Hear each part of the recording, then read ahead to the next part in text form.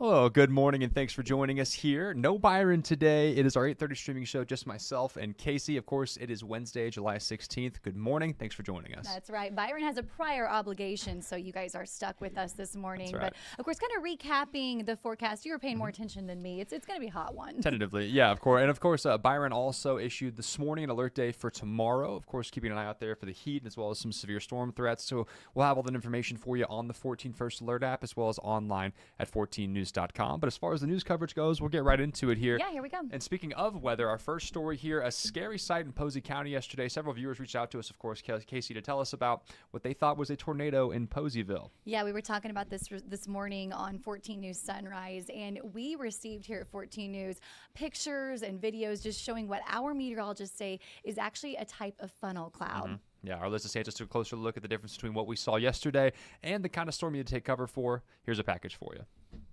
Well, if you see this outside your window, it may be concerning at first glance.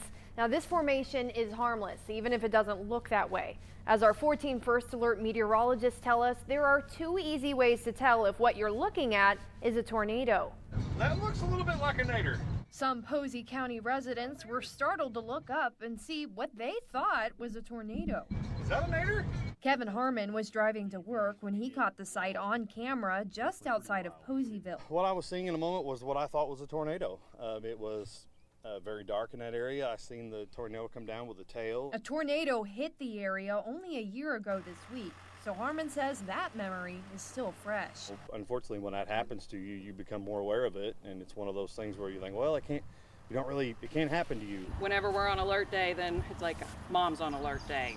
Trained storm spotter Sarah Newton saw the unusual cloud formation from her back porch. At first was kind of concerned. I mean, as you can see in the photo, it's kind of concerning. But as I looked more, I was able to tell this isn't a tornado. It was definitely some kind of funnel cloud. Inside the 14 News station, our meteorologists were also tracking the storm. Right there where it starts to produce some lightning, that would most likely be when it would have happened. 14 First Alert meteorologist Arden Gregory says what they saw over Poseyville was a tropical funnel. It is a funnel cloud, so it really doesn't look all that dramatically different from a tornado, aside from the fact that it never touches the ground and it's not occurring in a severe thunderstorm. So it's very, very weak, although it is a funnel. Scary looking, but harmless. She says the process for forming the tropical funnel is not much different from a tornado. It just comes from a much weaker storm. Number one, make sure it is actually rotating, that it is a funnel, but then just kind of pay attention to what else is going on around you.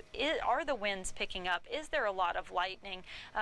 What does the sky look like? Is this a scenario where, we live in Tornado Alley. You know what a severe thunderstorm looks like, feels like. We showed the meteorologists the video viewers captured of the funnel. It's convincing enough even to make a professional look twice. That is very low. They don't usually get quite that low to the ground where, that's almost to the tops of the trees. So that was a close call for Poseyville, that's for sure. One of our viewers correctly identified the cloud thanks to taking a class a few years ago with the National Weather Service. Now that's exactly what the Skywarn spotter classes are for. If you're interested in learning how to better recognize what you see outside, you can sign up for a storm spotter class usually held in September or October. Now there aren't any classes scheduled right now, but we'll let you know when there's one coming up. Of course, a very scary sight there for those who saw that. I personally would have been fooled by that, no doubt. But definitely glad everyone's all right. Yeah, definitely. I mean, anybody that's not trained, like our meteorologists, probably know. I mean, I get it why they thought that for sure. So I'm glad we ran that story to kind of help people differentiate between the two. So, no doubt. And kind of switching gears now to some happier news, if you will. Fun one here, Casey. The International Jugglers Association is hosting a convention, and they made a special visit to the Evansville Boys and Girls Club to perform for the kids. Check this out. There you go, right there. Jugglers, they tossed rings, balls, and bowling pins in a 1-hour benefit performance along with the show there. Kids in the audience were able to participate by tossing a ball and dancing with the performers themselves.